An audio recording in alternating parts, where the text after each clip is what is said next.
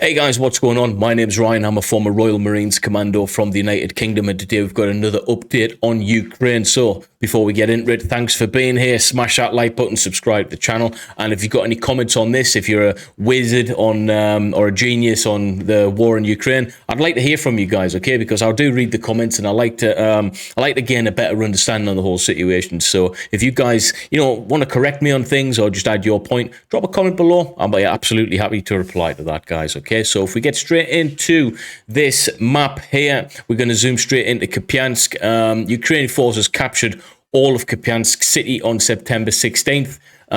Continuing offensive operations east of the Oskil River. So it's effectively this location here, troops. And it's a prominent area to be able to take. It's east of the Oskil River. Granted, it's not where the reservoir bit is, so it's quite a thin area to push across. You've got all those major roads to do so there, and it's quite built up in terms of what's available there. When you're getting down the south region, that river really does break up into a massive feature, and it's proven quite a difficult thing to get across. That's for sure. But Russian military bloggers initially reported that Ukrainian forces captured eastern Kupyansk before claiming that Russian forces repelled Ukrainian advances. So it looks as if they've took the area, and Russia here, as you can see, there's a lot of open ground here near Podoli. So it looks as if Ukraine has tried to take a larger chunk of Kupyansk and have effectively failed. Not failed. Well, yeah, they haven't been able to do so, but obviously, when you're looking at the whole picture, they've took this part here, and to be fair, it's a good place to fight from. You've got the crossroads there. This area in particular, though, has proven quite difficult for whatever reason, but they do need to take Podoli. There's a main road going straight through it there. I do think that if they push a little bit harder, they'd probably be able to take this area as well. I mean, they've already pushed past the Oskil River effectively, but those advances are being held off to the east from Russia.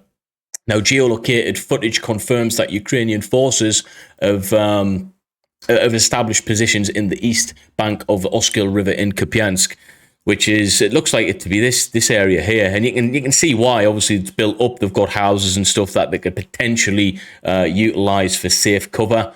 What have we got here? We've got a number of railway systems and stuff. Main roads, houses. This river is not going to be too much of a problem at this moment in time. Like I say, if we zoom in, quite a few kilometers south, that's when the Oskil River really opens up, and it's obviously named the Oskil Reservoir at this point because of its sheer size. That's going to be quite a feature to contend with. But if they can take the northern side of that Oskil River, I think they're standing good contention to be able to push on through a little bit further, guys. But I'd like to hear your thoughts on that, that's for sure. Now, Russian forces will likely struggle to hold positions in eastern Kharkiv Oblast, in northern Luhansk, as well as Ukrainian forces establish more positions on the east bank of the Oskil River. The line at which Ukrainian forces had halted on September the 11th, ISW had previously assessed on September 13th that Russian forces are likely to are too weak to prevent further Ukrainian advances along the entire Oskil River. If Ukrainian forces choose to resume offensive operations, Luhansk People's Republic, LNR, People's Militia sources additionally claimed that Ukrainian forces struck Nizhny. I think I've probably not pronounced that decently at all, but that's in Dvanka, 20 kilometers north of Svortka and Luhansk Oblast with the HIMARS. So the HIMARS system is something that's proven really, really effective. They do need longer range artillery systems to be able to further push the Russians back. But what we have seen, and we mentioned this yesterday, is this whole front line effectively was getting effectively bombed to bits, guys. All of this here, there was about 2 or 3 points. I believe this was the area. Kupyansk was getting hit as well, and somewhere down here. But if you look at the positions, it's main supply routes by way of road and bridges. Okay, so that's the reason why that was happening. But it doesn't seem to have taken too much land back, if I'm honest with you, from what I can see. Let's zoom out a little bit and let's see what happened yesterday. So yeah, not too much movement on this new front line, as I would like to say. It's it's it's pretty quiet on that regard in terms of movement. It's not necessarily quiet in terms of activity. Russia has really hit them back hard with their weapon systems, predominantly the airborne missiles and stuff like that. They've been striking them pretty hard. But Ukrainian forces reportedly shelled targets as well near Belgorod Oblast, Russia, overnight on September 15th and 16th. So that was yesterday and the night before. Belgorod Oblast governor claimed that Ukrainian rounds struck a power substation in central Belgorod. And there's quite a lot of footage on that, apparently, where they're showing the damage of the buildings and damage to cars and stuff. So it's, there's a lot going on, guys. Russian sources also claim that Ukrainian forces fired over 20 rounds from positions 20 kilometers southwest of the city, which is within Ukrainians' artillery range at this moment in time anyway. That range might get extended depending on what gets donated to them in terms of kit and artillery. They do need longer range weapon systems, though. The HIMARS has proven effective, but they do need other weapon systems to continue that momentum. The attack appears to have struck at a base of the Russians' 3rd Motorized Rifle Division just north of Valyuki. Russian sources posted images that reportedly struck that area, but the images cannot be geolocated, so it's not confirmed as of yet. So Ukraine is striking back pretty hard, guys. And if you can see in this area here, we're looking at, it just looks like an absolute mess, to be honest with you. But I do believe we're going to see, I'm in two minds with this. This either becomes, like I was mentioning yesterday, a front line that's not really going to be pushed or moved anytime soon, or Ukraine capitalizes on what momentum they have got and they push on through hard. This part, down the south region, near Donetsk and Dibrova, if we look yesterday, there's been quite a bit of movement there. So they've took some more land. Let's measure this out. We're looking at effectively approximately, how much is this? 35 kilometers round as the crow flies of more land, which in itself is quite a lot, guys. Let's be honest with you. So since yesterday, that land looks like it's been claimed, and more potential Russian land has been pushed back here. So we did mention before, what's going to be one of the key moments in this in this part of the Ukrainian war is we can forget about the Bavora, the Oskil Reservoir part. That's just, that's in the bag. That's a big feature there. You're not really going to move past that too much. You need to be able to push either north of the Oskil River or south of the Oskil River. It looks as if Ukraine is capitalizing on the south region. Just within a few days, you can see the movement change right there. And it does look as if a lot more land has been freed up. And that's for the grabs at the moment. I do believe at this moment in time, that ground looks that's probably going to be pretty hard ground, guys. It's near water. It looks like it's potentially quite a boggy area near Donetsk. And yeah, I mean, what's that say? I can't read it. That's going to be horrible ground for the Ukrainian troops to push on, if they even push forward on that at all. This will be hard to clear. You're probably looking at them pushing forward to Lyman, which is a key target when you think about occupation and stuff. That's probably a decent area to be able to take. And yeah, I think that's probably going to be on Russia's agenda to heavily defend, but it's also going to be on Ukraine's agenda to take. So that could be the next big thing, guys, on the southern border. They're probably going to push hard south. I initially thought it was going to be a hard push north, but when you think it's bordering Russia, and I don't know, I'm starting to change my mind a bit. I do think we're going to see a lot more movement just because of what we've seen today in terms of that massive area they've taken, approximately 40 kilometers around. Lyman's probably the next big target, or Yampil as well. Two major places there.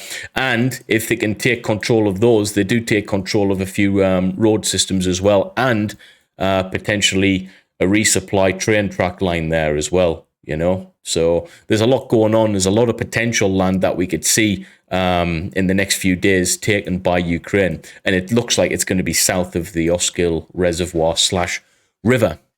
So, talking about northeastern Ukraine again, Russian forces continued to defend against Ukrainian counteroffensive, which, we've seen over the past week has been really, really effective. Now, the operations in the northeast Ukraine, the Ukrainian General Staff reported that Russian forces shelled Pristin, northeast of Izium, on the west bank of the Oskil River. Now, we have also seen in the news, guys, some terrible atrocities happen. It came out that there was apparently torture chambers and everything found with loads of, horrific things. That's definitely against the Geneva Convention. I'll let you guys do your own news article on that and do your own research, because that's the type of stuff that I don't really feel comfortable talking about that kind of stuff on the channel, because that's when it gets really, really deep and not nice. But there's been some horrific things come out on the news of what's happened in Izium, guys. Go and do your research. It's phenomenal. It just shows you the lengths Russian troops will go to strike fear into innocent individuals as well. We're not even talking about the military here. We're talking about the Russian. Yeah. Do your research. It's not great, guys. Trust me. So, just search northeast of Izium on the West Bank and you'll see what I'm talking about. But it's likely to prevent Ukrainian forces from establishing another bridgehead over the river, which Ukraine has been very effective at doing. Once you've established a bridgehead over the river, it's going to be hard to push you back unless you start shelling that area, okay, depending on how good the defensive positions are. But this is probably one of the most key prominent points in the whole of Ukraine at this moment when you look at the geography. I mean, apart from this river system here, it's whatever it's called, the Kokola Reservoir. It's a massive area, and look, they're at a stalemate there. I haven't seen too much movement for a long time as well. But the Oskil Reservoir is proven, to be quite a difficult bit of land to push across and also defend. It'll be hard for Russia and Ukraine at the same time.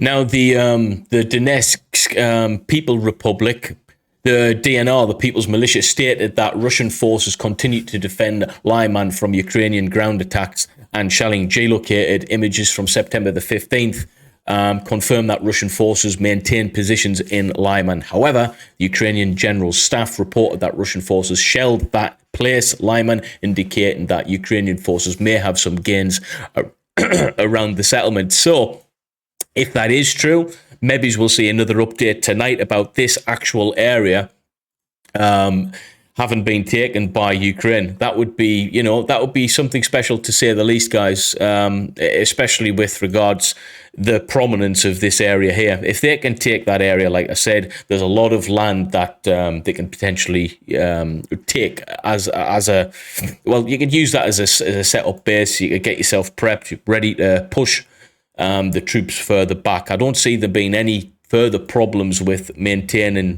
defensive positions in this area.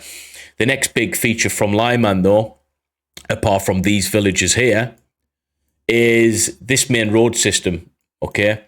Now, there's quite a lot of places around this road system where you think, well, actually, there's quite prominent. But I think the push back, if they take Lyman, they need a couple of...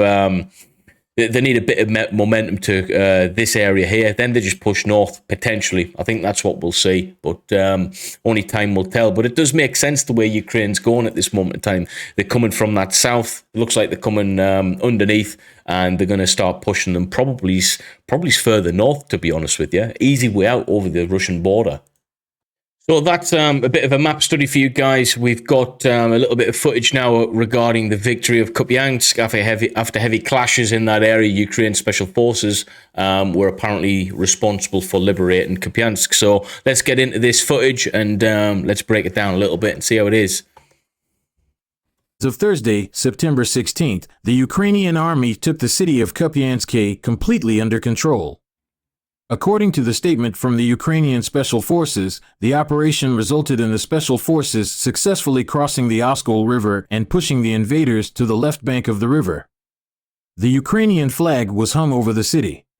Right, so the fact that it's Ukraine Special Forces coming out and saying that they were responsible for that mega push over the river, it tells me that Special Forces are probably heavily involved behind the counter-offense Now, when you look at counteroffensives, you're looking at mass gains, mass movements of individuals, but it's the little pockets that are actually the ones that can allow the freedom for the larger infanteer groups to push through. So I'm not surprised that Special Forces is heavily involved in these little key areas, smashing the targets, getting real specialist individuals through, and utilizing them, Special Forces, well, to push across the bridge. Now, once that's done, will Special Forces, are they more likely to stay in that area or get the hell out of there? My guess is, they'll be pulled back, and then, you'll have the bulk infanteers come through. They're less specialized, but, the heavy numbers keeping and defending those areas while Special Forces go elsewhere and do the same thing to push this counteroffensive. But it's took the Special Forces, it's taken them to do this. All right, so I'm not surprised in the slightest. Previously, the Ukrainian army launched an attack on Kupyansk on September 10th. After the enemy positions were heavily bombarded with artillery fire, Ukrainian soldiers entered the city as of today. Russian telegram channels also confirmed the news. In addition to that, the Ukrainian army liberated more than 350 settlements. Okay, so, Ukraine has liberated more than 350 settlements. It's been really, really successful. And, hopefully this push continues. You are going to need specialized infanteers and special forces to be able to continue the momentum with this, but as long as they can be reinforced with the defensive forces, keeping those key points and defending them, and defending them from missile strikes and artillery is going to be really tough, but it depends on how quick they can push Russian forces back. If they continue to push Russian forces back, artillery is not going to be a problem for them, because they'll have to push back as well, unless, as we've seen in previous videos, Russia decides to just completely abandon their positions with all of their kit anywhere, which is bizarre. It's something I don't understand why they would do that. As a British soldier, it's not something we would do, but yeah, they've got reasons for it, guys. So victory in Kupyansk was actually down to Special Forces, Ukrainian Special Forces, and that's where it's taken, guys. Okay, so if you did like this take on the video and my update, please smash the like button. I'd really appreciate it, and consider subscribing if you haven't done so already. I don't profess to be a military historian or a genius in that I'm just giving my opinion on things based on my experience in the Royal Marines Commandos. I wasn't an officer or anything, so tactically I'm as tactically aware as a basic Marine would be.